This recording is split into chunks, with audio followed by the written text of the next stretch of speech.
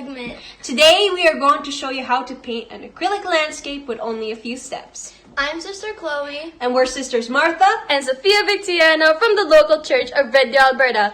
We hope you enjoy this video! The things you need: a canvas, an easel, paintbrushes, your acrylic paints white, peacock blue, tropical blue, hunter green, burnt ochre, and deep red. After you get your supplies, we will start painting the sky.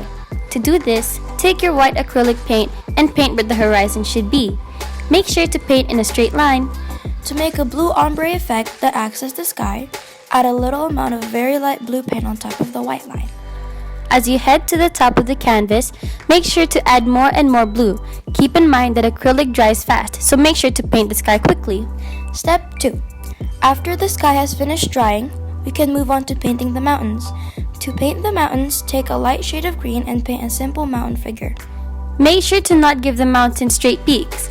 Give the mountain several peaks to give the painting a touch of realism. When painting the mountains, wait for the paint on the canvas to dry before painting another mountain on top of it to stop it from smudging.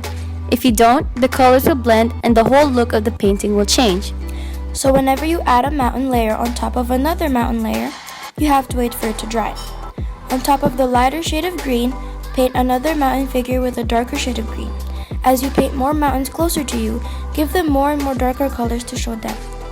For this step, add a tiny amount of black paint to the green in order to have that dark shade for the mountain while keeping a green undertone.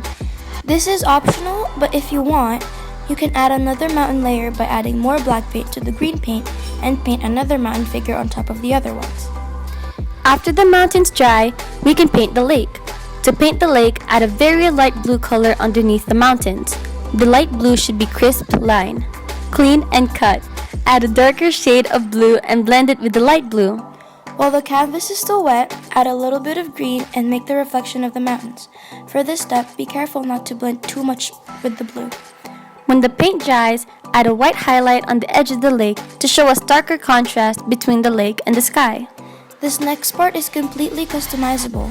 You can add more details to the painting by either adding rocks, grass, flowers, or trees. Make sure to paint a lot of sharp edges and more refined lines. It's all up to you. Sister Martha painted a tree in the video. First, she painted a thin stick that got thicker the closer it went to the bottom of the ground. Next, she grabbed the green paint and very lightly tapped around the tree trunk. While doing this, gently blend the leaves in a downward action. When painting the leaves, paint it so that the leaves look like a triangular shape. After doing that, you will highlight the leaves by doing the same process, but only with a lighter shade like a light yellow.